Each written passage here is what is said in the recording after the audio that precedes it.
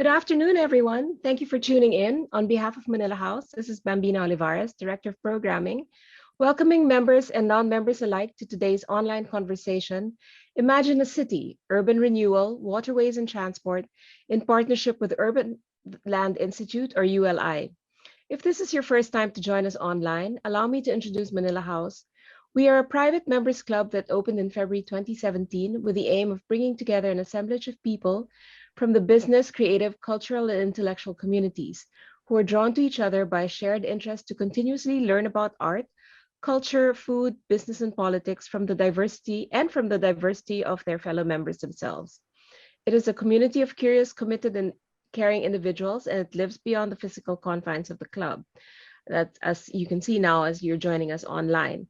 That said, for non-members among us, you might like to consider membership to Manila House. We have a limited number of memberships still available. Please email membership@manilahouseinc.com for more information.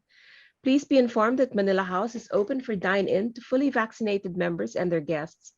And our takeaway service is open to the public. So please call us on 0917-816-3685 to place your orders. And now let's talk urban renewal. Many administrations and local governments have been flummoxed and frustrated when it comes to solving Metro Manila's multi-headed hydra of problems. There's the traffic, pollution, urban congestion, rivers that cut through the city like the Pasig. And now with the controversial Pasig River Expressway, or PAREX, being approved, the question comes up once more: how do we solve a problem like Manila? So today we look not at Manila, but at Seoul, a city that faced the same dilemma not too long ago. With us is Dr. In-Keun Lee, the man responsible for transforming the South Korean capital, to talk about how he spearheaded the successful 2005 Cheong Gye Cheon Restoration project. I hope I said that correctly. We will be joined after that by Paulo Alcazaren and Julius Nicoll, whom I will introduce in a minute. Let me turn you over first to our member and chairman of ULI, Jean De Castro, who will welcome you to today's event and tell you all about ULI. Jean?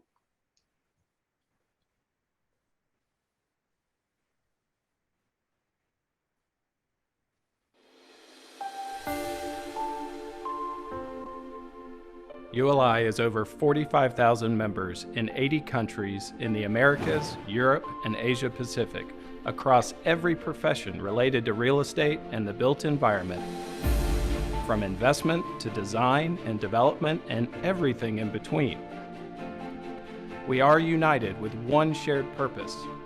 What drives us is the opportunity to make a difference, to make the world a better place through what we add to the built environment. Because what we build and how we build it fundamentally determines how people live, how they work and play, their access to community, nature, and activities. The impact of our work is transformative. We make that difference through connection with other members, with our communities. ULI brings people together, which creates the space to put ideas together. We share our knowledge and experience to cultivate bigger, broader thinking. We produce best-in-class research, education, and content on urgent global issues, all to inspire continual innovation of best practices for equitable and sustainable land use. We are leaders in the built world because we apply these best practices to solve real challenges facing communities worldwide. Solutions that add to our global knowledge base. It is an ongoing cycle adaptation advancement driven by our desire to make the built world better. Our mission statement expresses why ULI exists. It's our North Star, our vision. It's what directs us to do what is right, to set an uncompromising example, to build a better tomorrow. ULI is its members, and together we fulfill our mission to shape the future of the built environment for transformative impact in communities worldwide.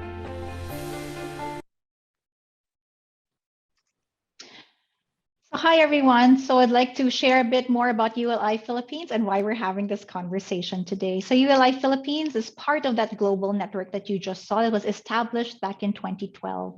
So we're a cross-disciplinary network of real estate and urban development professionals, from developers, property owners, investors, architects, brokers, and even the academe. So with our mission of shaping the future of the built environment for transformative impact in communities worldwide, our commitments are: we want to connect active, passionate, and diverse members to the global network of interdisciplinary professionals.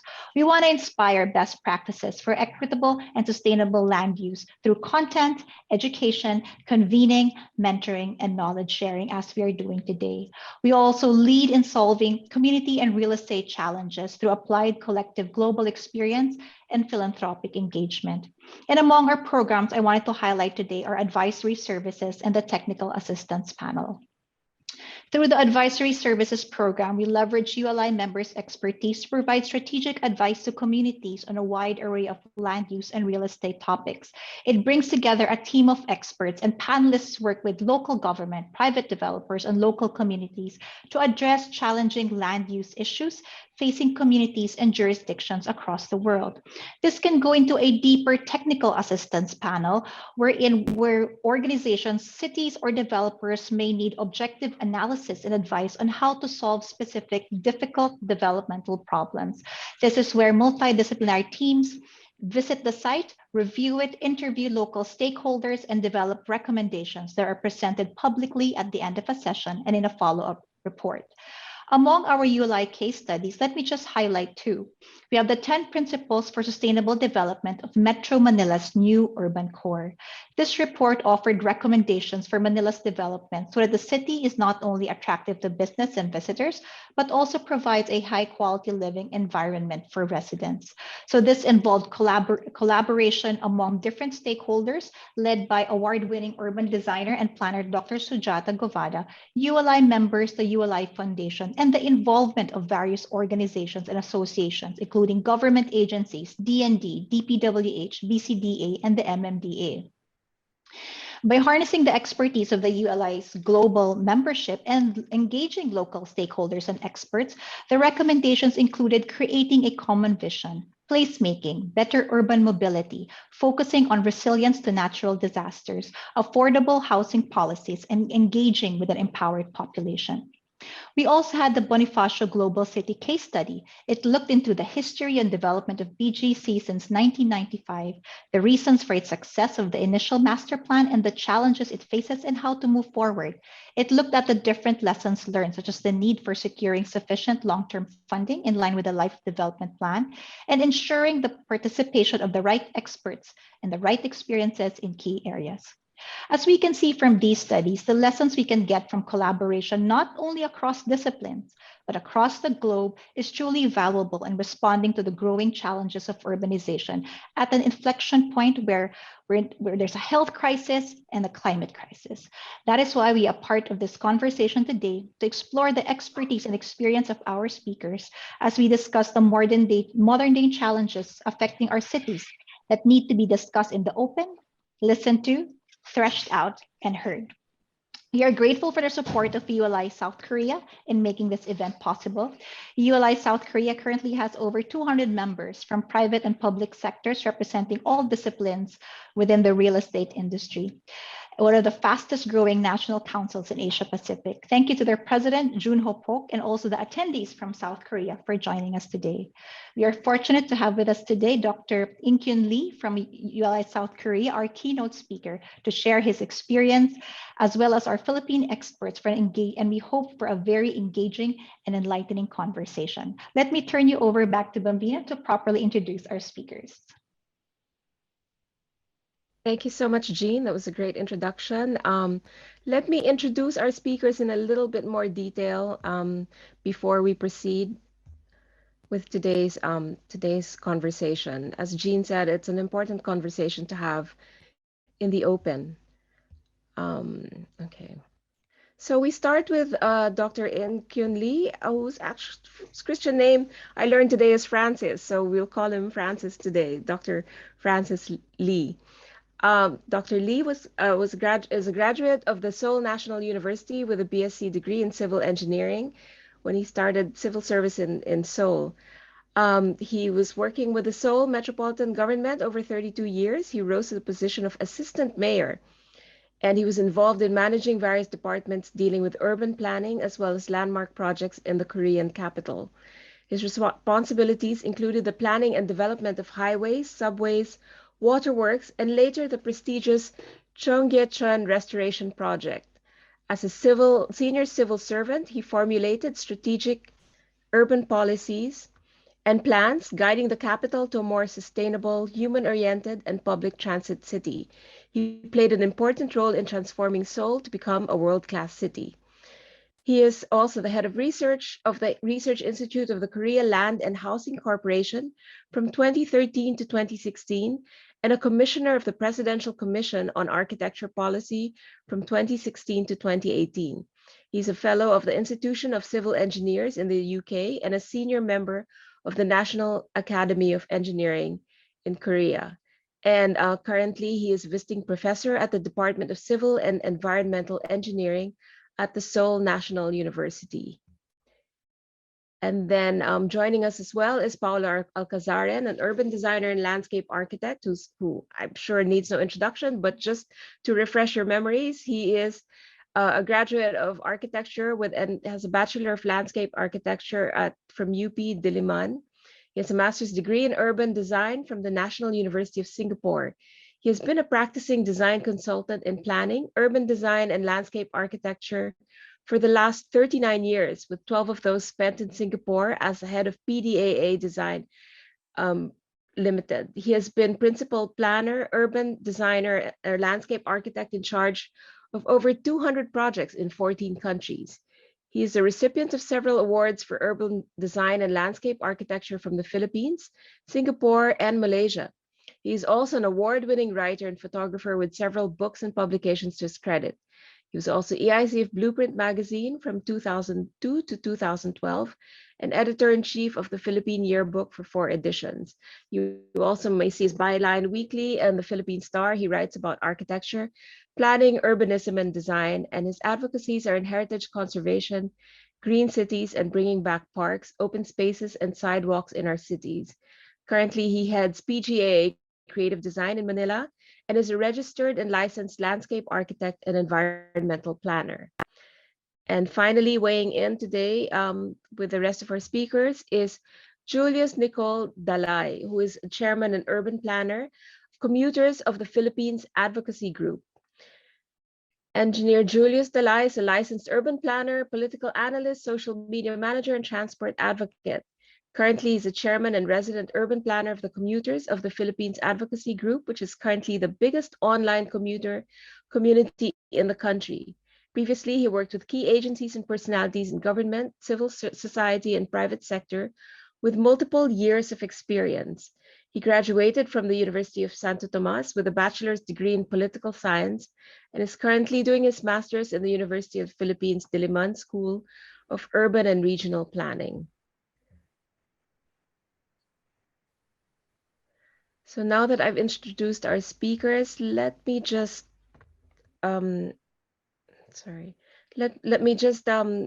reiterate some of our ground rules for today. This event is being recorded and will be up on the Manila House YouTube channel in a day or two. Please use the chat box and the Q&A box for any questions and comments, and we'll get to your questions as we go along. Thank you. And now, please welcome Dr. In-Keun Lee or Dr. Francis Lee. Over to you, Dr. Lee.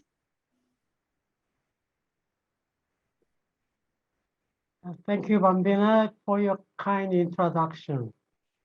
It's my great pleasure to introduce Cheong Gye Cheon Restoration project to all of you. Good morning to London audience and good afternoon to Manila audience. My name is In-Keun Lee. Now I am visiting professor at Seoul National University. As Bambina introduced me, I worked for the government for more than 32 years. Now I'm retired from the government and I'm teaching the younger generation of the Korea. It's rather pity because it's a long time ago I left the government.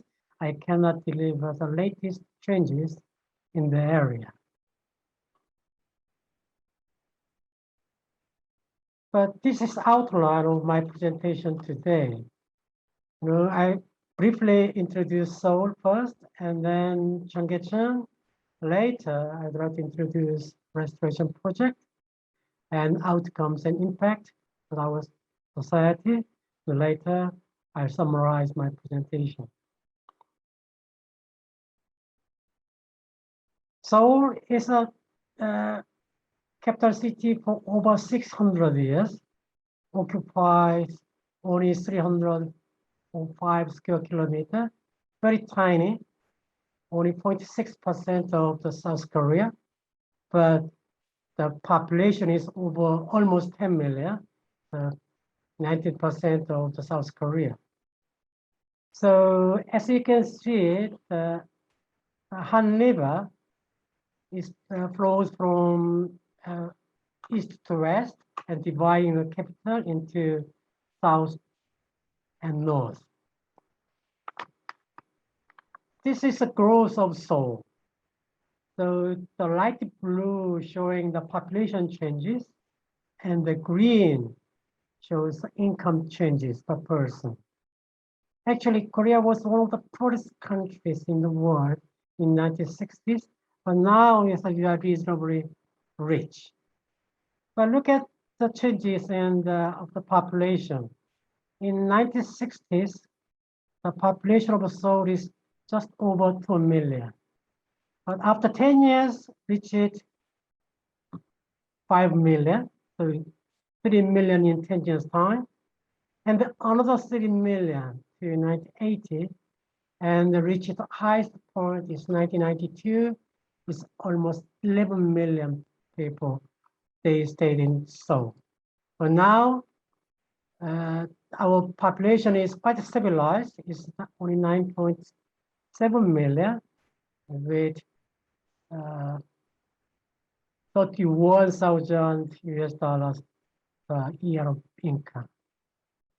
So Seoul experienced very explosive, very rapid urbanization during 1960s to until 1990s.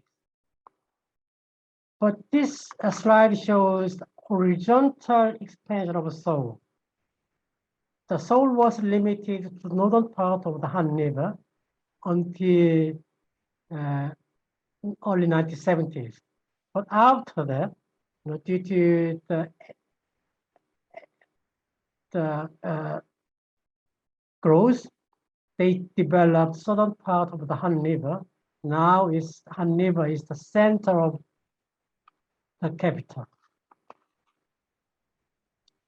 Let's look at the Cheong Gye Cheon. This is the old map of Seoul. Shows Cheong Gye Cheon very clear in the center. The small streams flow into the Cheong Gye Cheon. Actually, Cheong Gye Cheon is something like the Han River of current capital. This river, the small stream flows west to east, divide the old capital into north and south as well. This stream overflowed very frequently whenever there was heavy rain, and polluted due to the lack of short of land.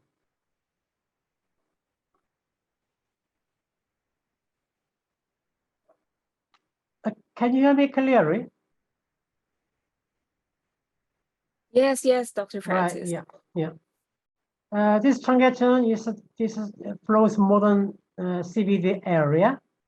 The length is 13.7 kilometers, and eventually merged the Han River. This is Han River. The Cheong Gye Cheon the meaning is very wonderful. The clear valley water, but it was not clear at all. But the problem was Cheong Gye Cheon was the sanitation. because the capital city attracted farmers from the countryside during colonial period and after the Korean War. And they settled alongside the embankment of the river and built houses illegally. And the stream polluted, and the stream became the breeding ground of infectious diseases and also crime. This river and this area symbolize the poverty and dirty of the Korean capital in 1960s. So the sanitation was the prime concern. What was the solution? Most simple solution was covering. Actually, the covering of Cheong Gye Cheon started colonial period in 1940s, but continued after the Korean War and after the independence. So it took 20 years to complete a CVD section. This covering works improved the traffic, landscape, and sanitation in downtown area. However, Cheong Gye Cheon disappeared and also forgotten from the general public. They even, built this elevated highway due to the traffic congestion in the central area. Cheong Gye Cheon Highway over the Cheong Gye covered road is around 5.6 kilometer long, 4-lane highway. This flyover was our symbolic landscape. This slide shows the Cheong Gye Cheon area just before the restoration. The expressway connecting the central area to the outer area carried around 170,000 passenger cars a day. However, the neighborhood was very ugly, and the redevelopment was not active at all. So this is cross section of a Cheong Gye Road, and you see that this is a river and the covered road and elevated highway. So actually, most of the citizens, they do not know the existence of the river at that time. So this Cheong Gye Cheon area in 2002, look at the public rental housing alongside the river and the tour of congested expressway and also street vendors alongside the river. So restoration project. Why we restore? The first reason was safety problem. So the civil engineers checked the structure and found some piers and some steel structures were polluted and corroded and decayed due to the pollution in the stream. And also the workmanship in 1960s was not good to build these structures. So they completely repaired the first 2 kilometers in 1994 to 1997, and the state government announced a reconstruction plan of the flyover in 2001. The cost was over $100 million. So they thought river restoration was fundamental solution to the safety problems of the covered road and also flyover. The second reason was the inner city regeneration. Look at this diagram. The population increased from 1975 to 95, almost 50% in the whole city. However, downtown area, they suffered the decreasing of population of more than 50%. And the floor area is very, very stable in downtown area, but the whole area of the Seoul is 81%, only 10 years from 85 to 95. And also number of enterprises. Seoul as a whole is increased, but downtown they suffered the decrease. So how to regenerate this downtown area? It was our headache. So one catalyst is improved environment of the central area with public investment. They demolished the elevated highway, created an eco-friendly waterfront, and restored the historic value of the spring. That was the good background of the project. And this may encourage the private sector to regenerate their properties. So as a whole, revitalize the downtown area. Another reason, and the most importantly, is a citizens' aspiration on urban matters. While we developed, while we experienced growth, they do not know the human-oriented city and sustainable city. But eventually they realized the importance of these features when the growth was rather stabilized. So they try to heal the side effect of this explosive urbanization and restore the historic, cultural, natural environment. And also politics. We had a mayoral election in 2002. Politicians, they are very good to catch aspirations of the citizens. So one candidate, he proposed this restoration project. There was a very, very hot debate between the parties. One party they proposed river restoration, and another party supported elevated highway reconstruction. And also the restoration party, they suggested revitalizing downtown and economy. And the other party, they worried about traffic disaster.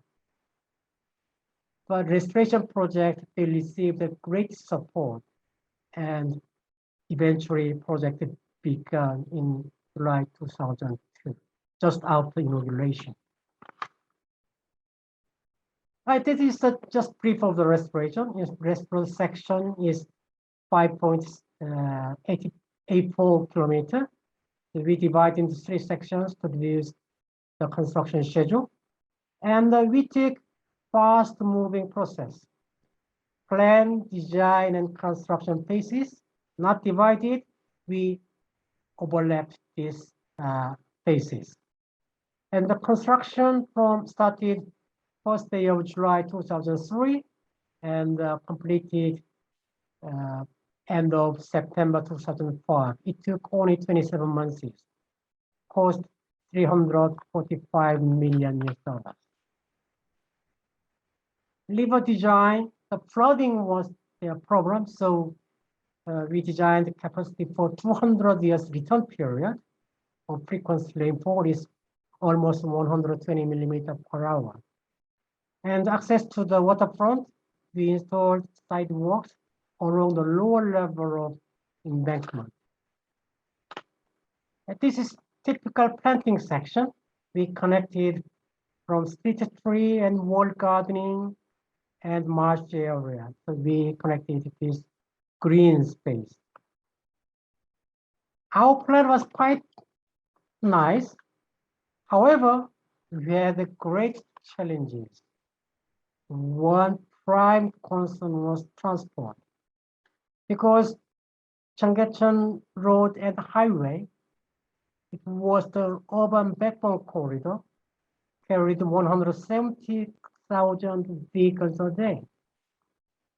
So media, interest group, and the expert, they want traffic disaster.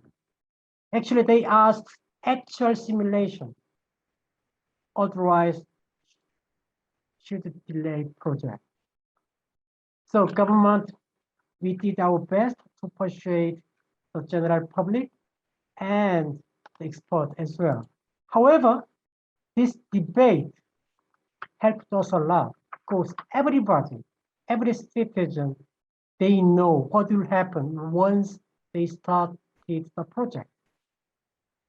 So government also tried to discourage driving cars in downtown, at least 1 out of 10 days, and improve the road network. And also more importantly, we completely changed public transport system in 2004. We integrated public transport network, say bus and subway, and changed it in bus operation system. Also, we introduced bus-only lanes. You can see on this slide. The central 2 lanes is only for the bus. Another challenge was neighboring merchants. This commercial area, CBD area, the property owners worried about business decline due to the access difficulty and also worsened environment for noise and dust during construction. They organized a campaign and they took various methods. So government, we actually carried out a detailed survey on the market and continuous meetings and interviews. And we set up consultation offices at the market, and we hold regular meetings, over 4,000 meetings on the project to share our vision and to explain our schedule and our plan. And also we arranged a special scheme for the street vendors, and we minimize inconvenience for the business activity. And also we organize financial support and subsidies.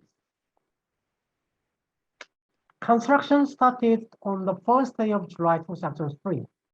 The planning schedule was very tight, only 1 year, but we worked very hard so we could start the project on the first day of July 2003. And the first stage is scaffolding, and later highway demolition.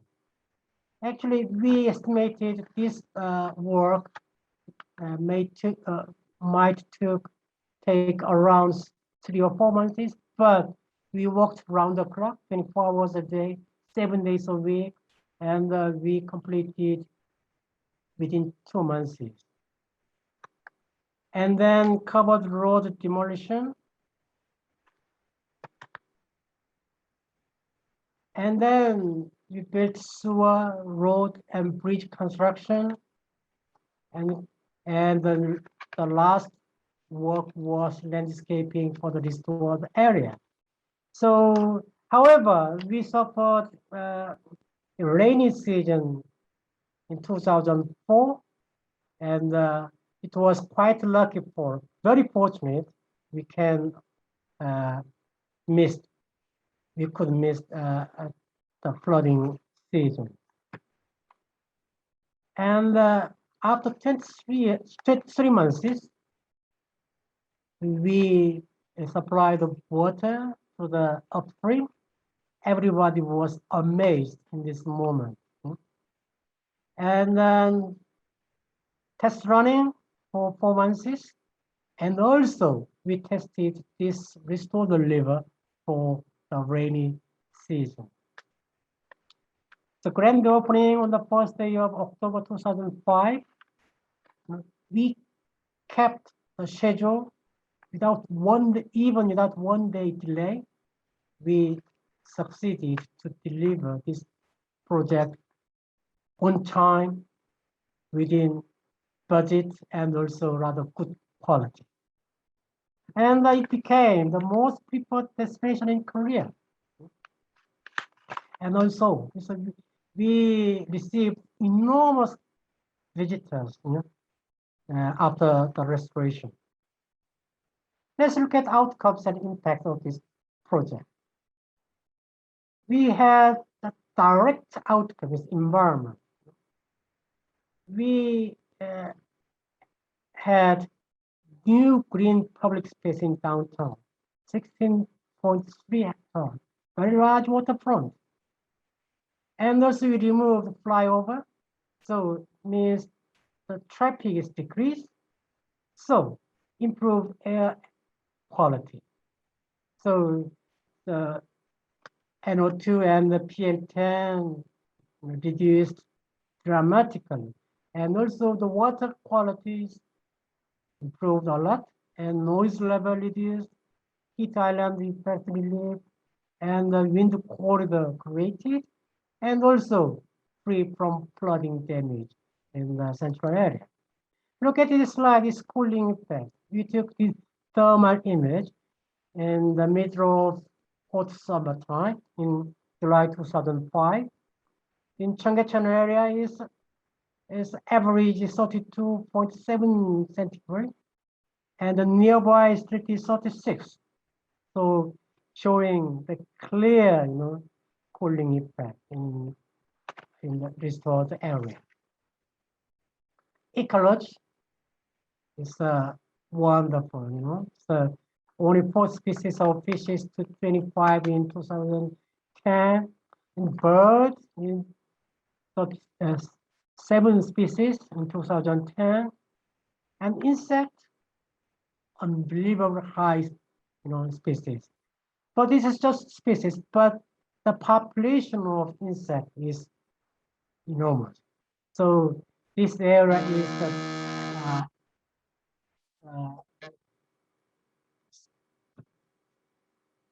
is their heaven of the fishes and insects. Traffic, we actually is quite better than you expected. It's before the restoration, is the average speed was 15.5 kilometers per hour, but suffered some congestion during construction, but recovered quite well. But recent number is quite better than the previous one. And also in the city center, car in outflow better, and the public transport ridership increased dramatically, partly due to this project and also public transport reform of the whole area. And look at the changes in pedestrian volume near the restored stream. This is changes from 2003 and 2006 in April time. These weekdays, the thickness of this red color is the increased volume. And also weekend, they received enormous pedestrians in central area. What's the meaning of the increased volume? It's a vitalization of the central area. So we revised the downtown development plan in 2004 in the middle of the restoration project. We reorganized the existing development plan at that time. And the outcome is real estate values. This blue, this is to restore the river. The blue one is SK building. This red one is Hanwha building, and this is Dusan Tower near the stadium.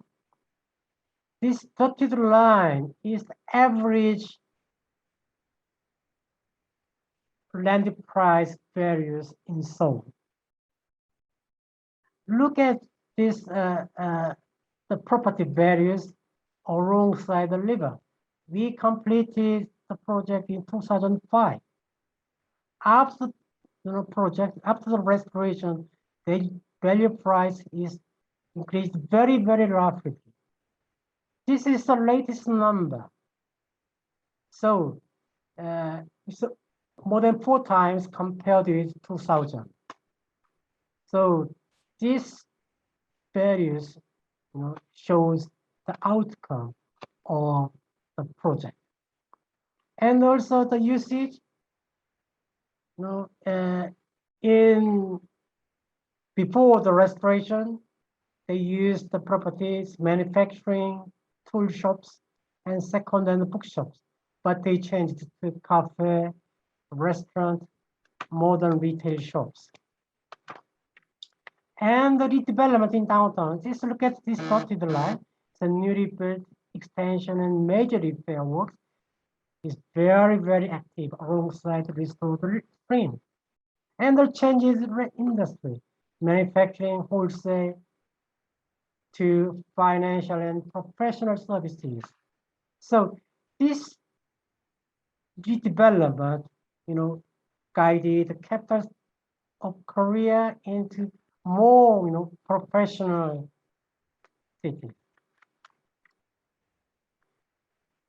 So I will summarize my presentation. Seoul experienced exclusive urbanization until 1995. During this period, Cheong Gye Cheon was covered and forgotten. As the growth stabilized, public aspirations has changed to human-oriented and environment-friendly city. Cheong Gye Cheon shows these changes dramatically. And this river was restored successfully and restored the forgotten river underneath, overcoming practical difficulties such as transport, neighboring and merchant, created new green space in downtown, attract pedestrian and cultural activities, improved environment and ecology, provide new opportunities for the downtown.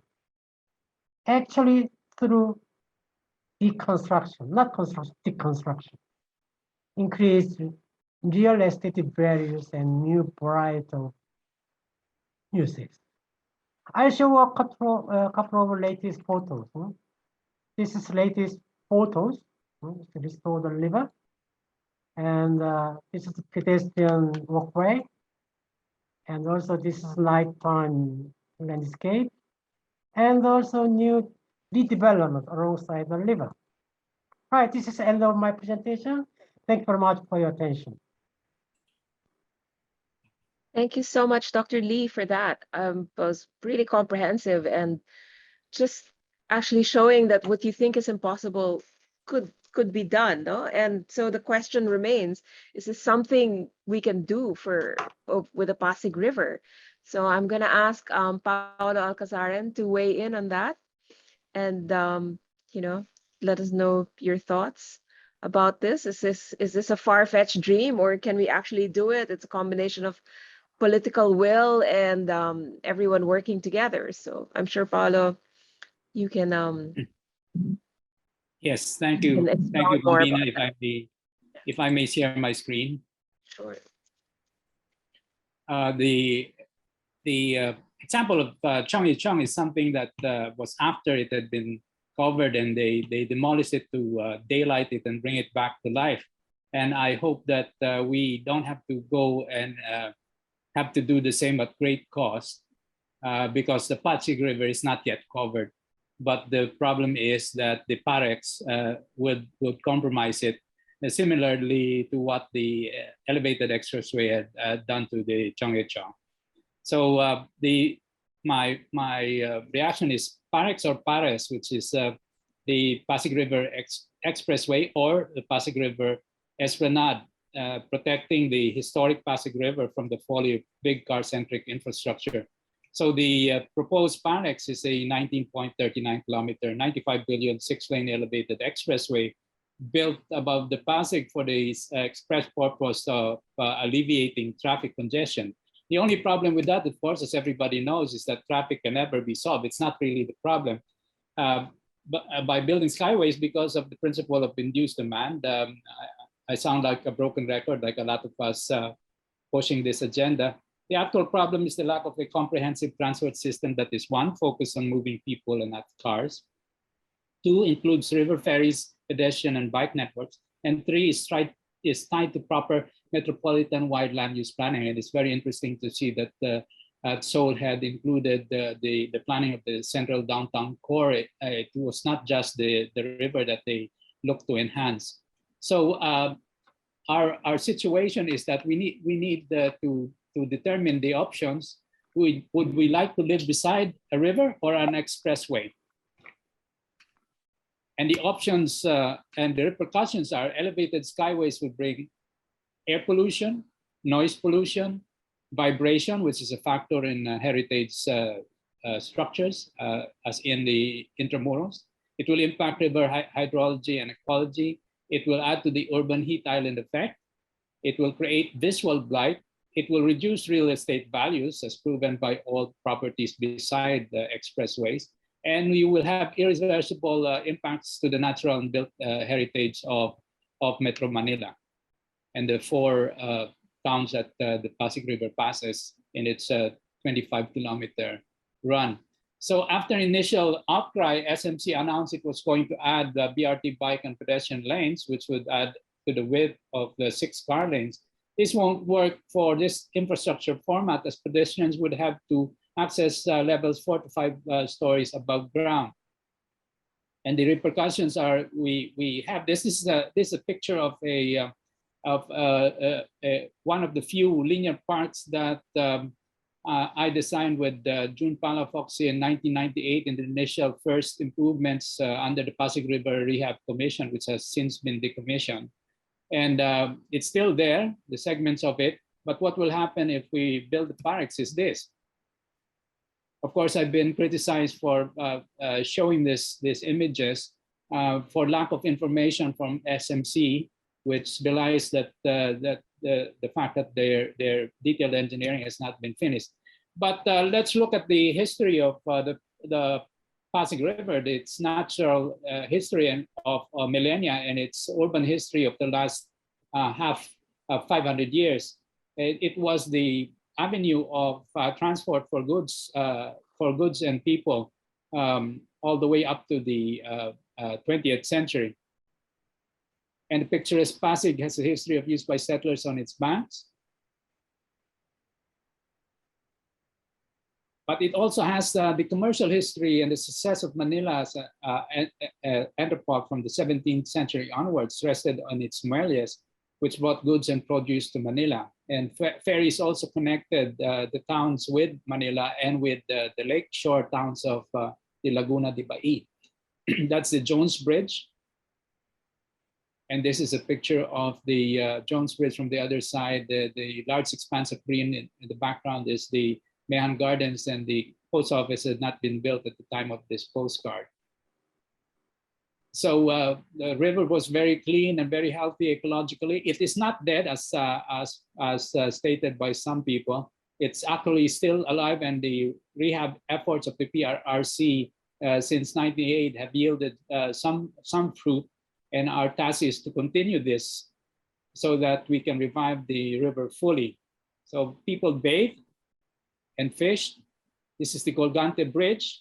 There are no pedestrian bridges in the Pasig. One is being planned and designed by my friend William T. Hopefully it will be completed by Mayor Isko. And until the 1960s, before Makati expanded, Manila was the center of commerce and culture. But culture in terms of heritage is well within Manila and the 4 towns. And these are the possible heritage structures and sites that could be compromised by PAREX Stage 1. Again, there was no detailed alignment, but in any case, on either side of the river, it would impact all of that heritage for buildings and sites, including this, the Arroceros Forest Park with its 8,000 plants and trees, as well as it being the home of 10 species of birds. And that's the potential impact of the PAREX on that park, along with 12 other parks in the Pasig River. But that just shows the efficiency of Metro Manila, which is 613.9 square kilometers, 12 plus million residents. And as evidence for anyone flying over the city, there are very, very few parks and open spaces. In fact, Manila is very low in the target of the World Health Organization's open space requirements of 9 square meters per person. Singapore has about 10, with its 320 parks and over 5,500 hectares of parks. Manila has only about 0.2 square meter public parks and open space per person, while Metro Manila is even less at 0.1. So we have to correct that. So what, instead of the PAREX, why not the Pasig River Expressway? It would be a better investment for inclusive mobility, the protection of natural and built heritage, as well as the provision of accessible and much needed open space for everyone. And this is the proposal. And actually, I preempt the position paper of the Philippine Association of Landscape Architects, which is offering the services of its over 500 members and 27 firms in the design of this. This 25-kilometer Pasig River with esplanades on both sides will give a total green area larger than Rizal Park and could be built at only 1.5% of the total budget of the PAREX. And this is actually the Muelle de Banque Nacional Esplanade, which is being done already by Mayor Isko Moreno. But we can extend the enhancements of the PAREX into the 20 kilometers of still extant esteros in Manila. From this, it can become this. Existing bridges could also be retrofitted for better pedestrian and bike connectivity, like this at the Guadalupe Bridge. And we could build more dedicated pedestrian bridges. One vehicular bridge is equivalent to close to a dozen. One vehicular bridge can build about a dozen pedestrian bridges. The Singapore River has 8, we have none so at the moment. The Pasig River, the Paris' Seine River has 37 bridges and 5 are pedestrian bridges. And the Yara in Melbourne has 5. So this can reduce commute times from one side to the other. And thank you to Professor Kyung on the talk on the Cheong Gye Cheon, which aside from all of the positive benefits that he stated, there's also the brace paradox, which had led to actually an improvement of vehicular flow around the area, which is counterintuitive, because if you take a road, you think that most people will think it will increase traffic, but in fact, because of the brace paradox, it has reversed that. But the thing is that all over the world, cities are demolishing their elevated skyways and their riverside expressways, like this in the Rio project in Madrid, San Francisco's Embarcadero, Seattle's waterfront development, and of course the Big Dig in Boston. If any access to the internet will yield the 3 or 4 dozen examples of this already being done. But we need not go further to look at what we could do to improve our riversides nationwide, not just in Metro Manila. This is the most popular example, which is the Ilo Esplanade, which we were lucky to be involved with. And this Esplanade is 9 kilometers, actually about 10 kilometers already, of completed linear riverside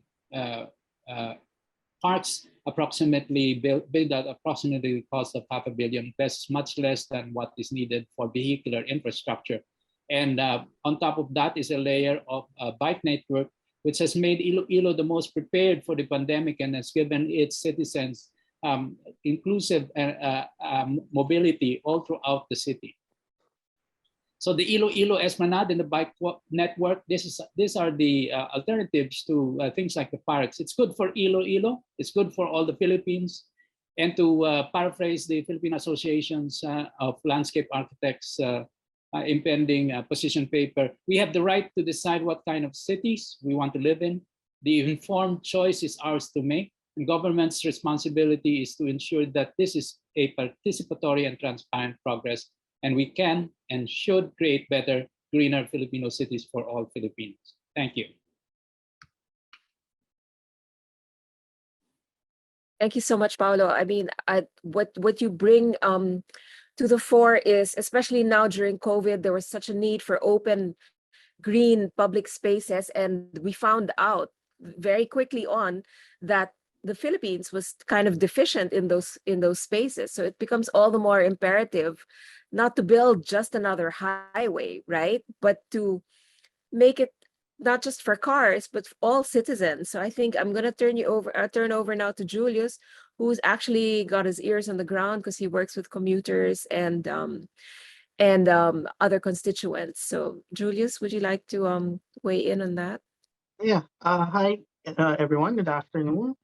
Actually, I'm glad that Paulo's here, and also I don't need to present slides because basically all his slides is what we agree on the end of commuters and other civic societies who are talking to basically taking the possession of rejecting the Pasig River Expressway. In fact, with going back to Dr. Kim's presentation, no, I always loved Seoul as a model, not only for the Pasig River rejuvenation, but also for the entire transportation systems in the country. No, if you're gonna look back, no, I think Dr. Kim could agree with me with this. Pasig River, Seoul's transportation system, particularly the buses, look like buses in EDSA before the EDSA carousel came in. Where in 80s, 90s, these buses are basically on a frenzy, taking up passengers just to be able to compete with each other. But again, rationalization of transportation came in and made it efficient, that enabled further the Cheong Gye Cheon redevelopment to become a possibility. As we can see, no, I would not talk more on the historical and landscape because I think my colleague Paul already mentioned it already perfectly. No, in the transportation sector, I guess we need to talk about how we could change the mindset of the people. Right now, unfortunately, in Manila, the development plans of the government in the Philippines, basically called Ambition Natin 2040, is enshrining car use and ownership in the country.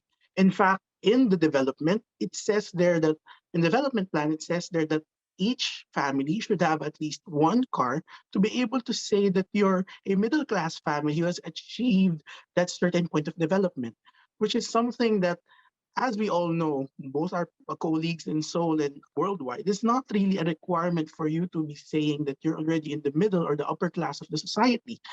In fact, we want people to shift to a different mode of transportation. In fact, a mayor of Curitiba back then, no, the inventor of the term bus rapid transit, Jaime Lerner, has stated this famous statement wherein he's saying that a city is prospering where people do not use, where the poor people doesn't have cars, but the rich people take the public transportation. And in fact, that's the sad reality here, no? People, the middle class or even the lower classes need to have a car just for them to be able to go to work uh, without being fired from their places of employment, no? Uh, Going back to the Pasig River question, no, there's the problem of transportation, and Pasig River Expressway wants to solve this through a car-centric solution. But again, we need not to look for a proper, more cost-effective solution than an expressway. The river is again already there. It's waiting to be exploited for not only for an esplanade, but also for a safe, efficient, and easily implementable public transportation solution. Not only connecting the corridors of east and west within the within the metropolis, but also there are also the tributaries. For example, you have Marikina River, you have Laguna de Bay, and even the Manila Bay that could actually connect not only metropolitan Manila, but the outlying areas now called Greater Manila area, without us needing to wait for a major development or infrastructure development such as a subway or a railway, or even an expressway in that matter, for us to enjoy a certain freedom from cars and public transportation. In fact, in a few days before MMDA, which is basically the metropolitan agency tasked on road traffic and development in the metropolis, has stated that even without Manila opening up 100% pre-pandemic, with the pre-pandemic levels, the traffic is now already at the pre-pandemic levels in the country, in the metropolis, and that should be an eye opener to everyone. Imagine that people are saying right now that no, it's because people are taking up more cars. But at the end of the day, if you're gonna ask people on the ground, no, why did you buy a car? Why did you choose to take a car? It's because not because of the pandemic, but they would tell you that they bought a car because it is already in their plans. They just accelerated their plans to buy a car for them to escape that fear of contracting the virus, you know? So that the problem now is how would you allow them to shift back to public transportation to realize that a Pasig River Expressway development would not benefit them in the long run? No? So again, there's the near focus. There needs to be a focus on public transportation. No? Public transportation for the short, medium, and long term. Unfortunately, we always look at the long term nowadays. No, we like the grandstand of a multi-billion-dollar subway or a multi-billion-dollar expressway. You know, without realizing that we need solutions now. We need solutions now that would allow us to be freed from the problems of traffic congestion and even the lack of mobility. To give you an example, you know, people from the south of the metro are actually aware of this. You already have two stacks of expressway. You have the Skyway Stage 1 and 2 running from Buendia all the way to Alabang. Then you have that ground expressway from Nicoll all the way to Alabang. But when come rush hour, traffic is still there. The promise of Skyway basically solving the traffic seems to be a farce, you know. And for someone who's in the north like me, no, the metro, it's really a eye opener that when we talk about us going to the conversation of where do we meet, no. In fact, this has been a butt of jokes in Philippine social media, where do people in the north and the south meet? And the people in the north would say, let's meet somewhere in the border of the north and the south. But the people in the south would say, that's not the border. That's basically just still north.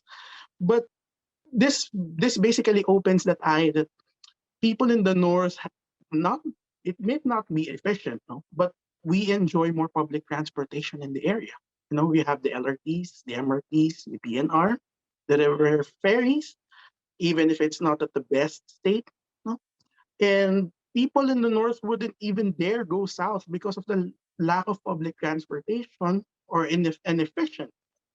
Just because we are people are afraid to pay on the skyways or to pay that toll fees. You know, for example, skyway from Buendia to Alabang itself is roughly in US dollars is roughly $5 or $6 one way. No, times two if you're traveling from the newly built area, no, from somewhere in the north in Balintawak, Quezon City, all the way to Alabang. So imagine, as opposed to public transportation, an LRT from a train ride from Recto here in Manila all the way to Antipolo in Rizal, which is already in the outskirts of the country, the metro, no, would cost you roughly not even $1 for one way. So there's that disconnect. No, we can see that disconnect, and the Pasig River Expressway would basically just amplify that to the east. You know, so what we need to do is basically open up more transportation links. No, in fact, public transportation in the east and the west is only served by one mass public transport right now, which is the Line 2 from Recto to Masina. No, we need to strengthen that through different methods. Again, going back also to that talk of bike lanes and esplanades, we need to make our cities walkable. In fact, commuting is not a problem of the rich or the poor. Commuting is a problem of everybody. Because as long as you walked outside, stepped outside of your homes, and went to another place, even by just walking, you already have commuted. The fact that you have walked through the road instead of a sidewalk, it's already a problem. So again, I guess on my end, no, we agree, no, we agree with both presentations, and I think it captures well, no. I think we need to pressure now our politicians, our leaders, no, to show them that enough is enough. You know, we deserve to. People deserve to be prioritized in the development, not cars. You know, while cars are not evil in the in its sense, no, but the problem is the priority. In fact, the sad part here is we do not government agencies right now don't count on how many people have been moved from point A to point B. We count on how many cars have we moved, what is the travel speed from one point of EDSA to the other, which are wrong basis, because you could see right now while cars might be moving slowly, the problem is the bus commuters on buses and the MRT are basically having that long line. So we're not addressing the bigger problem. Again, I guess on the transportation perspective side, no, we need to look at solutions fast and solutions that are inclusive. And Pasig River Expressway is not the way we could do that in the short, medium, and even in the long run. Thank you.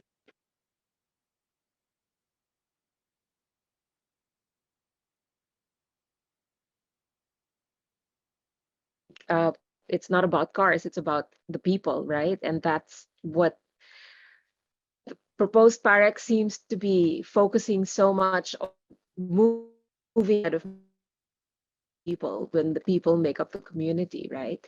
I'd like to call everyone back in, and let me put everyone in gallery view now. And we can maybe have we have some time for a bit of Q&A. I have a question for Dr. Lee. This is from Michael Kepler. What were the 3 to 5 most important factors to get the Seoul project off the ground? And how could that be applied to maybe the Philippines, if you have any input on that? It's quite an interesting question, but actually, what's the meaning of the ground? I cannot understand quite well. Oh, to make it happen, to make it happen. Right, so I think most important one is political Will. determination, I think. The most important factor. Actually, everybody agreed. However, political leadership was critical at that time. And another one is... Am I right in saying that the mayor of Seoul at the time went on to become the president of Korea? Later, yes. Yes. Yeah. Due to the success of this project, and he received enormous support from the public because he showed how to carry out the work. Mm-hmm. And another factor may be, how can I say, some conflicts. Some sharing of our vision and also support from the environmentalists. Because most of development plan or urban plan, environmentalists are rather negative. But this project received full support from the expert. That is one reason we can start this project rather successfully. Okay, thank you. Paulo and Julius, can we have that? Do we have that political will? I think one of the problems also is that from what Dr. Lee said, there was one mayor for the whole of Seoul. Now for Manila, the whole stretch of the Pasig, it's so many other mayors. It's not just one mayor. several different local government units involved. So Yes, Bambina, the problem is not the lack of political will, is that in Metro Manila, we have 17 political wills. And actually, there are 8 political wills because of the cities that are beside the Pasig or Marikina San Juan River. So it's not a problem of political will. I mean, there's a council of mayors, and they've done a great job amongst themselves now in handling the pandemic, over and above, in collaboration with the IATF, and maybe that can set a trend in more cooperation amongst the mayors. But of course, eventually, we have to look at metropolitan governance. And the other avenue of making these things happen for the Pasig River is already gone, because the president decommissioned the PRRC. So without the Pasig River Rehab Commission, which was supposed to consolidate all the efforts of the 6 or 7 line agencies of government, TPWH, the PPA, LLDA, the individual LGUs, it makes it so difficult. We have to look at the success of, again, places like Iloilo, which had the Iloilo Batiano River Development Council, led by the mayors Mabilog and Senator Drilon, pushing it along. And it was really the cooperation of government and private groups in Iloilo that led to the success of the Esplanade. And looking to places like Sydney with its SIFDA, Singapore Harbour Development Authority, or even New York with its Port Authority, there has to be one body that oversees the coordination of all interventions.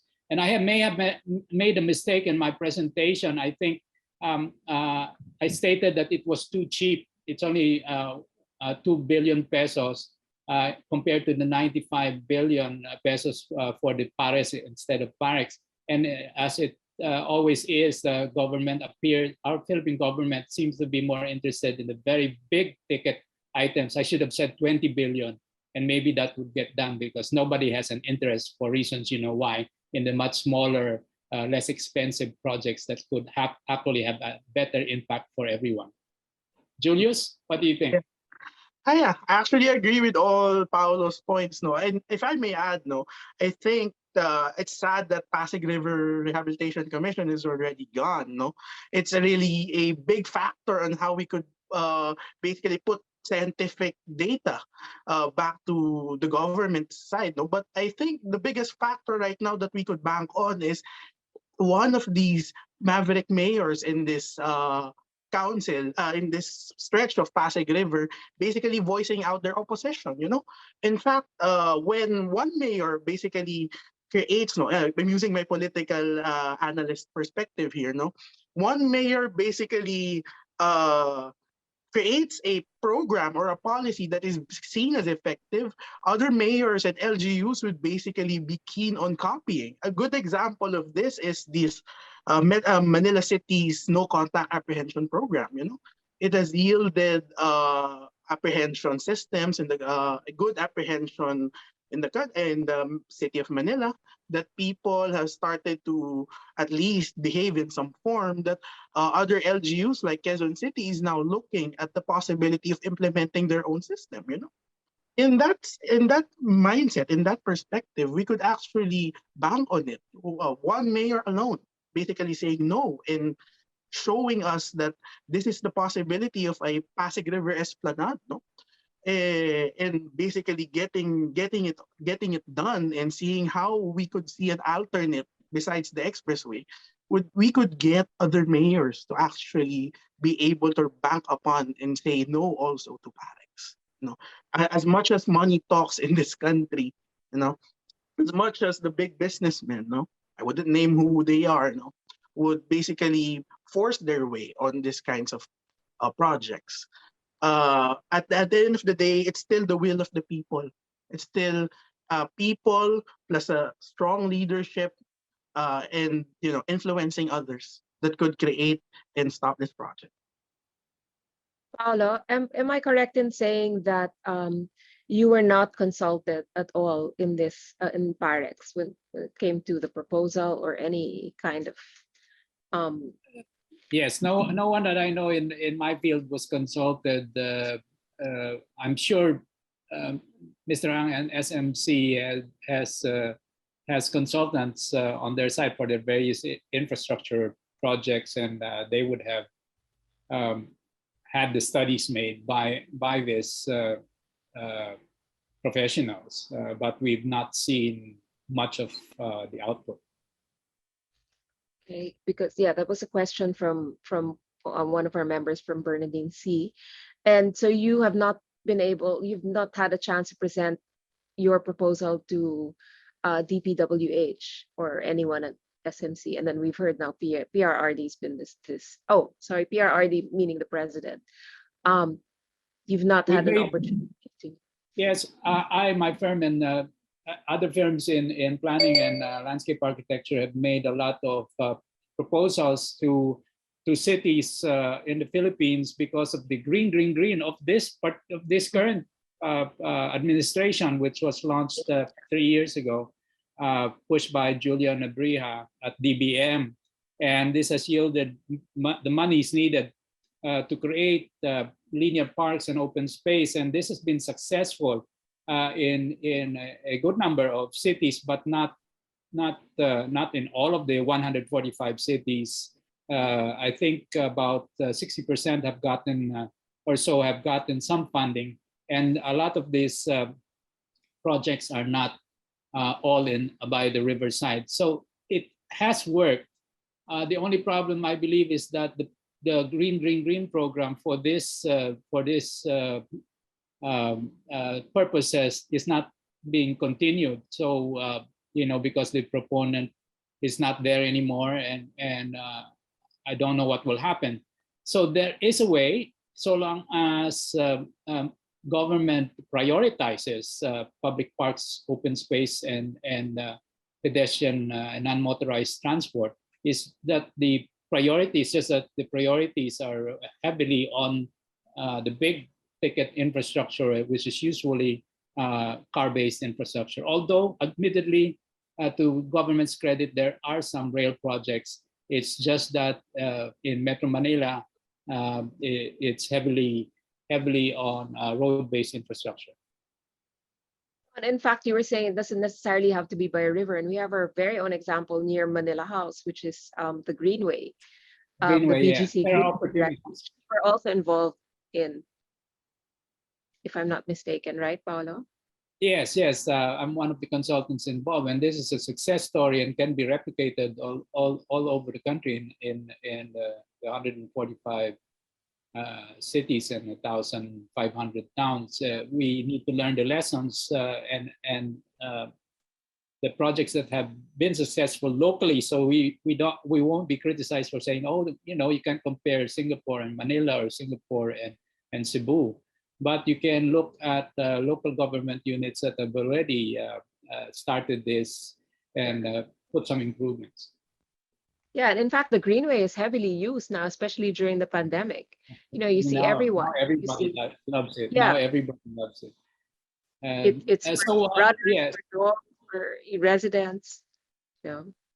Hopefully, and that this is like the 10th or 11th talk I've given on the PAREX, and I always ask everyone, only vote for the candidates next year that have in their platforms infrastructure for people.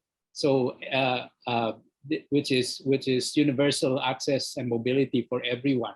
This should be part of the platforms for the candidates next year. Absolutely. We have quite a few questions here that I'm going to go through now.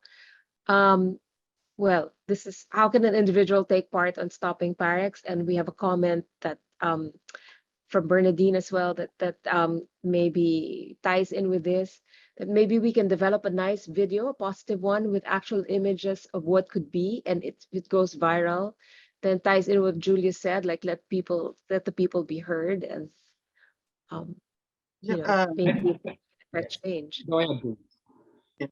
Sorry, if I may add, I think both Paulo and there's a certain colleague of us, no, colleague in the sense of an organization. You could search it up on Facebook. That's Renacimiento Manila, no, who's Yeah, been yeah. showing pictures and videos of what could be, what could be with a Pasig River Esplanade and what could be if PAREX would be coming in, no. They capture it nicely, so they could look at it. And on the other hand, we also have this running petition, online petition for PAREX, no, against PAREX. They could actually sign up in a change.org link. We could link that up later. I think that the forums such as this by Manila House and ULI is very good, and in fact, a lot of people are. There's a conference next month or in a few weeks by ICOMOS on the very same topic, and I've given talks, like I said, to various groups, including the environmental planners, the architects, and the landscape architects, and all of this focusing on the issue of the PAREX, and this is good. This is how we can expand the discourse so everybody's in the loop. Of course, San Miguel, being a large influential corporation, can do what it wants and influence mainstream media, but social media is alive with this issue.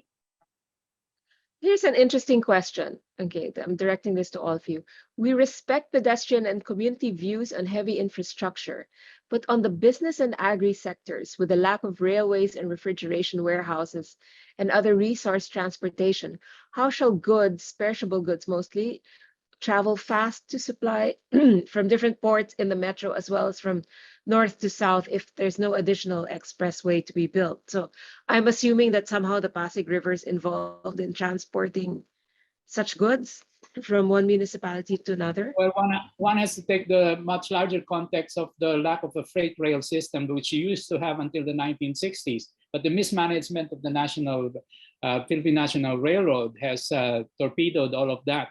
And compared to other cities in other countries, I mean, the whole of the United States, Chicago is the size it is because of the rail system, which is part of the supply chain.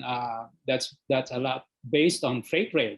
We had freight rail, we lost it, and we're spending more money for roads and concrete infrastructure for trucks and vehicles than we should. Because if you look at the efficiencies of transporting by rail or water, it's much higher than by truck. And in any case, most of the interventions like the PAREX are vehicular, single car, toll expressways that generate profit for the proponents from the toll. And this is for singular vehicles, not for, although it will probably also include trucks. But in the much larger context, you have to look at the urban planning of the entire national capital region and question the fact that why have we not moved our ports to out of Manila when most of the manufacturing is in the surrounding regions, and therefore rationally our new ports like Batangas and Subic should support this and lead to better efficiencies in supply chain. It's just not rational. Why focus? We are not planning for the future by sticking with Manila ports, by pushing for what we've done all the time. So we expect better results when in fact all we get is more problems, as they say, in traffic. Julius, you want to say something? Actually, I just wanted to correct Paulo on one thing. No, actually, we had freight rail albeit at a very degraded state until the early 2000s, 90s and 2000s. If you're familiar with International Container Services Incorporated, yes, okay, yes. Run a rail from Manila Port all the way to Tutuban. No, but unfortunately, for some apparent reasons, it stopped. And some of the rails are actually still in recto. We used to run freight from Manila to the north and all the way to Bicol, and even in Iloilo, the whole province was connected by rail. But we just abandoned it because of the lobbies for the trucks and the roads. It's really a question of the lobbying for modes of transport. Yeah. And very interesting. But we live like this because of the decisions we make, and because we don't have any real planning. There's no one to tell us that we're making these mistakes. Yeah, actually, I agree. And in fact, it's just now that we're exploring on reviving at least the mainline segments of Philippine National Railways through a commuter service. But at the end of the day, we still have that at-grade system that we could exploit. No, the right of way is still there. Basically, that there are plans for railways for Subic and Clark for freight. It's just a matter of basically prioritizing this too, no? On the other hand, again, going back to what Paulo said, no, we could move our ports and at the same time utilize utilize the riverways. At the end of the day, we have barges, we have boats that could actually carry small to medium cargoes that could actually lessen our dependence on the roads. No, in fact, the biggest indicator of this is the need for us to build expressways directing to the port. No, why do we need to build expressways? Because our freights are primarily on the roads. No, now if we could, for example, just from Manila Port all the way here somewhere in Sangli, we could create another satellite port that would not need to pass through Rojas Boulevard and other major cities in the coastal areas of Manila. Then we would be able to transport freight cheaply. No, I mean not cheap, no, but that would be lesser cost. No, at the same time, not only through the trucking itself, but through the maintenance of our infrastructure. No, we don't need the expressway because at the end of the day, there's no demand for it. No. At the same time, again, we need to re-explore Philippine National Railways. No, revive at least mainline north and mainline south as a start, no? Then expand it towards other branch lines. No? You'll be amazed at how the PNR was once very extensive, no? Going east, going west, going northeast. And right now we're just left with what? A southern line which is basically barely breathing, and a northern line that's just basically being constructed up until Clark, no? It's a far cry of how PNR's glory days were once was. Well, that just points to the situation, or the onus is on NEDA, which is supposed to set the overall economic framework for the regions, as well, of course, the Philippines. But the disjoint is from the economic framework plans of NEDA, which I assume, I'm not an economist, but it's very good for us, is the translation to physical framework development plans, which are cascaded down to the regions, and the cooperation within the regions of the component cities, as well as the metropolises like Manila, is lacking, and the coordination is lacking, and so it seems to some like headless chickens not being able to implement economic plans and translate them into physical reality because of the nature of governance, which has been decentralized, as well as the lack of cooperations between regional development councils. Some people had proposed supra-regional development councils that take into account a much larger area, and that seems to be one way to go. So it goes beyond the conversation, really goes beyond the Pasig and transport. It is physical planning, which is based on an economic development framework, which we must look at holistically and bring as many people into the conversations, so we can make the decisions that will benefit everyone, and not just those trying to take advantage of all of these gaps in our planning. Sure, and that, I think, the Seoul project illustrates that very well, right? I mean, they took, am I right, Dr. Lee? They took the economic, I mean, it was looked at from all aspects, from an economic point of view, from a civic renewal point of view as well, and quality of life point of view, right, Dr. Lee? Yes, of course. However, I did not mention about our public transport system. Yes, I was going to ask. Yeah, when you remove our expressway and the covered road. But for that plan and for that, how can I say, for that project, until that time, we invested huge amount of money on public transportation system and network. So in the urban central area, they could reach subway station within 5 minutes walking time. So we built already. So we provided enough infrastructure before starting this project. That was the critical one. Otherwise, we may suffer traffic disaster, I think. Yeah. Have you been to the Philippines, Dr. Lee? Oh, I'm very sorry, I missed it so far, but I'd like to visit soon. Okay, you haven't seen the traffic. Okay. Right. I wanted to ask if you could compare it with Seoul.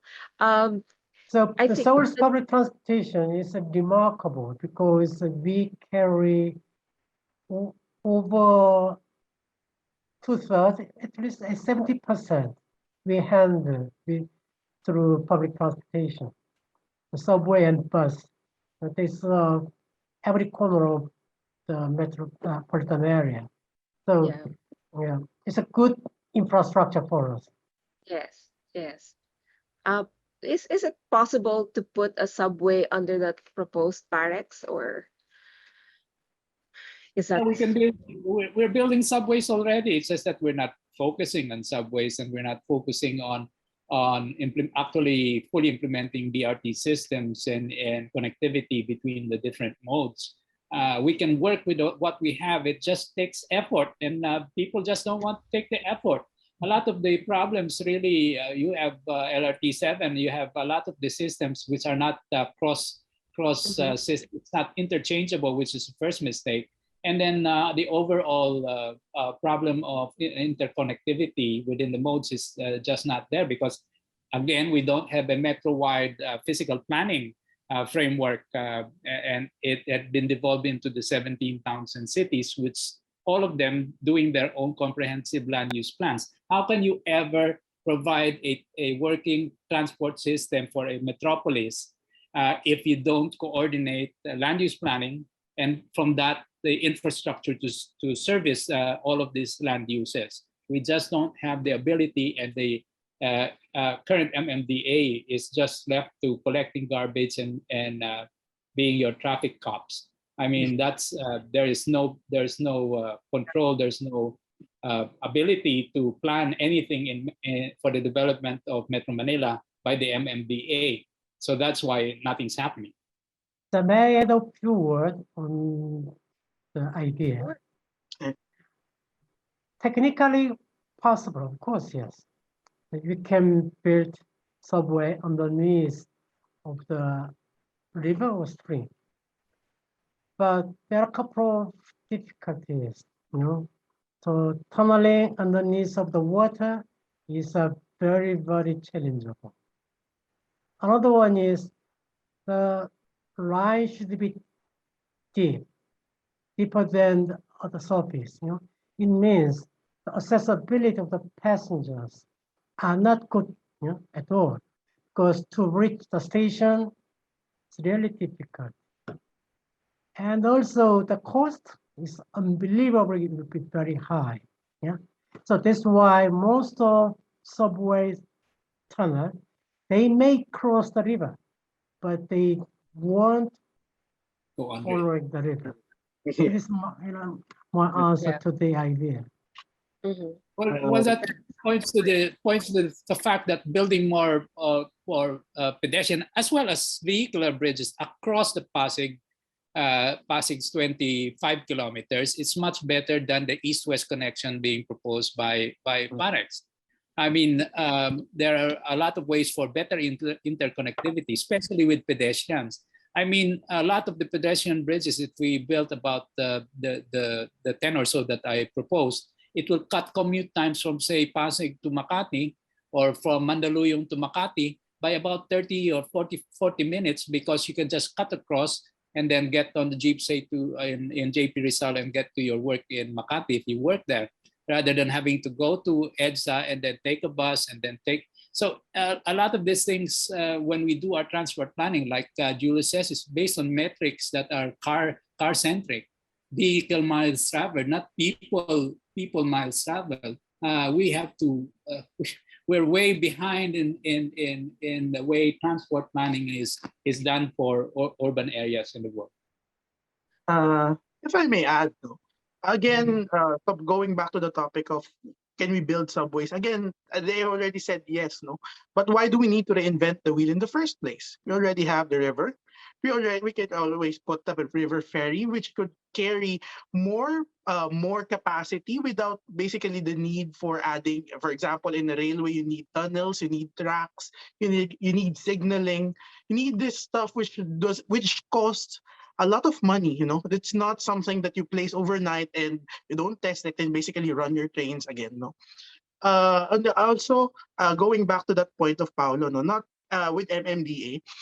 I guess the biggest problem here also is, the agencies. For example, for road-based public transport alone, you have so many agencies you need to go through. You need the LGU, you have the LTFRB, you have the LTO, and you even have sometimes the MMDA. For railways, you have basically the LRT and the other DOTR agencies. For ferries, again, you have MMDA. So there's no cohesiveness, as opposed to a model, for example, in London.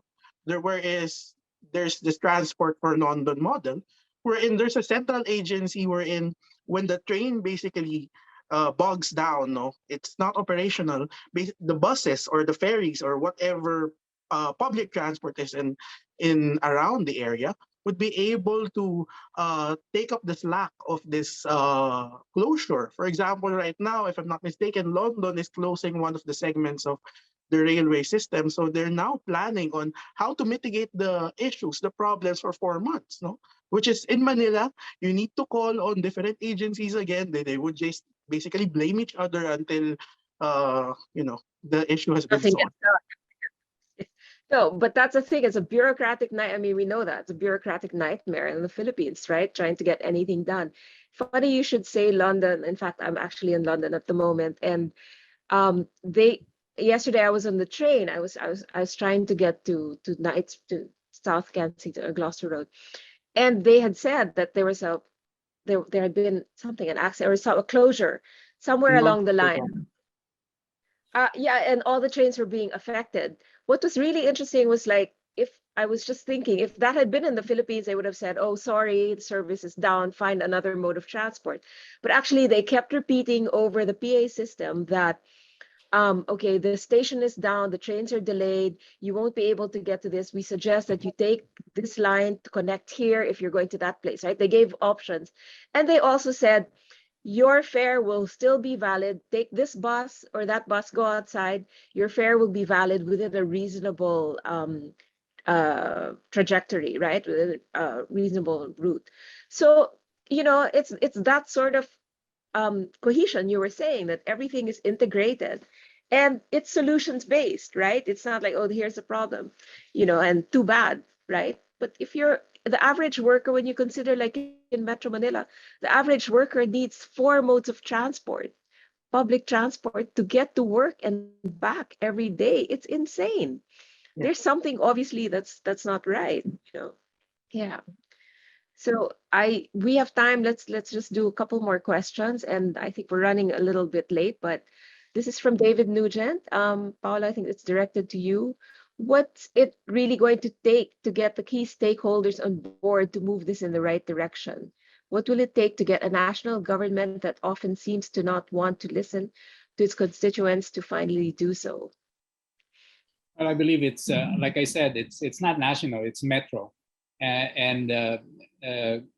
transport systems for metro must be metro governance based. So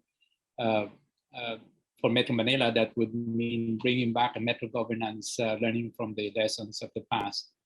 So the efforts to solve all of our urban ills in Metro Manila is addressed by one metro authority. So that would happen for Metro Manila, Metro Davao, Metro Baguio, all of the metros with more than 3 or 4 cities. It's not national. This is the problem where we have to always look to Malacanang to solve all our ills. That's runs counter to the idea of decentralization. And in terms of the Pasig, again, I point to the efforts like in Iloilo, the Iloilo Batianon River Development Council. So it's government and civic or civil society working together to implement a singular vision. And I was in a lot of the stakeholder meetings with them, and I was very excited by the cooperation. Again, it's political will. It's the nature of the Ilonggos, I guess, that we can learn from, and we can only do a river development with a river authority. And my advice would be to bring back the PRRC. Hopefully, if there's a new administration next year, this can be brought back. But we need to also, like Julius said, simplify the layers of bureaucracy that you have to deal with. And so in other cities like Hong Kong and Singapore, they have redevelopment authorities or planning agencies that can coordinate. They do not impose, but they get the cooperation and they do plan.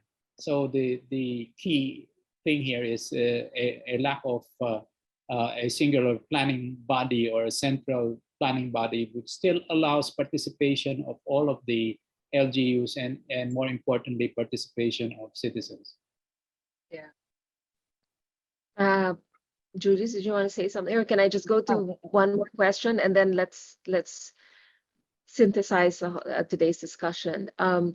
Creating esplanades seem inviting more trash to be thrown into the river. Communities nearby the river, it's not really ideal, just this current condition and smell of the river. Okay. Beautifying Pasig River has been an ongoing problem ever since the river became murky. How can we execute this plan to create businesses to open there and attract customers? Yeah, I think on my end, again, we do not need we need to plan not just only on the river, Part of it, of course, as we have the statement has said, there are informal settlers along the alignment of the Pasig River and its tributaries. That's why on that end we need socialized housing. Socialized housing that would address the fact that some of these marginalized people are living at the esteros, so you be able to relocate them. And one of the causes of pollution is basically eliminated. But at the end of the day, it's not just basically people, this marginalized people throwing trash. There's also the problem of industries, companies who are basically not following the sanitation code, basically throwing their sewage right at the river or some even in the bay, In fact, big establishments have been found to have been doing the practice, and that's something that needs to be looked at and enforced properly. We need to look at enforcing that the sewerage system is not going through our rivers, and at the same time, we need to look at our upstream communities. It's not just Pasig River or the Esteros, but also those areas going upwards in Rizal. Because sometimes the trash doesn't come from the esteros, from the nearby communities themselves, but coming up above on the mountains, and just being carried over by the stream of the river. It's basically a problem that needs to be done in a holistic solution, not just basically. We don't stop at the esplanade alone. We don't stop at rehabilitating the river alone. We need to get to the source of the problem. Yeah, it's both the larger context and it's also the more intimate context of urban design for the businesses along the esplanades. If you go to places like Melbourne or Singapore with the quays, you see that the old fabric of the city is right beside the river itself. You don't have roads, and so you have very vibrant, riverside life in this area. So it's a matter of urban design, and in areas like Manila with Escolta and Quiapo, there's opportunities to be able to create vibrant river edges, which is not possible in other sections.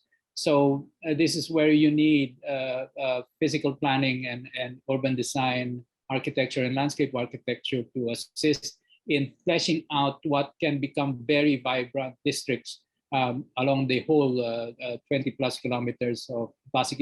It will not be the same for all of this. And then to connect these edges with the inner fabric of the cities. So it's an urban design problem. It's a city planning problem. It's a governance problem. The housing problem is a much bigger situation that can be corrected. We haven't addressed that really. And at the end of the day, it's good to be able to discuss this in fora like this, so we can get it out in the open and find some solutions. And the solutions must come also from us. If we don't get the solutions, find the solutions ourselves, we cannot turn to a white knight from overseas or from national government. It must be solved by the citizens of the places that need to be improved. Thank you. Thanks, Paulo. Thank you, Julius. And thank you, Dr. Lee. I think that was a great way of ending it. And I wanted to say, I think in the example of Seoul, you see that, right? You see everyone working together, and you see something that's benefited businesses and that's benefited, continues to benefit business, continues to ease congestion in the city, and continues to benefit the community. Dr. Lee, thank you so much for joining us today. I know you have to hop off for another engagement. Thank you for, I mean, we've got a bit over time, so I really appreciate everyone staying on and listening into this really important discussion. Before we close, I'd like to thank ULI as well for partnering with us today. Dr. Lee, can I just ask you for a few final words? Oh, thank you very much for your kind and good words. And also I listened the various aspects of your programs. So I'd like to say just few words. Say a city is like a human being. Everybody, they suffer diseases. Every city suffers diseases as well. And we need a doctor. Sometimes one doctor is enough, but sometimes we need a couple of doctors to handle our diseases. But from my point of view, you have too many doctors. Too many doctors in a single body. So I think it's better to restructuring your say constituency or your political organization. I think it's the best way. Yeah. So we need a good doctor. Sometimes we need a surgeon. Sometimes you need a psychiatrist. Yeah? So try to have a good solution and hope you can find one soon. Thank you very much for your attention. Thank you.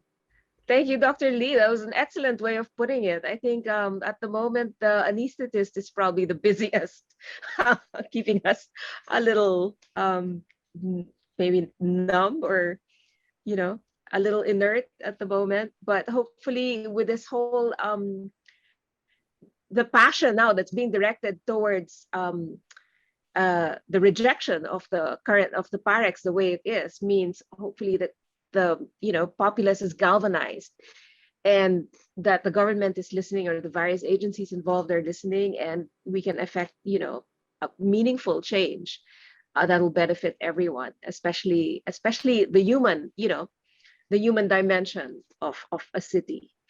So with that, I'd like to thank everyone for joining us today. Thank you for staying on. And we will have this talk up in, this video will be up on YouTube in a day or so. So please, any questions, just reach us at events@manilahouseinc.com. And if you'd like a copy of the presentations as well, just let us know. Thank you so much, Paulo and Julius, for joining us today. Thank you, Dr. Kim. Thank you to ULI. Thank you very much. And to you again. Thank you. Thank you.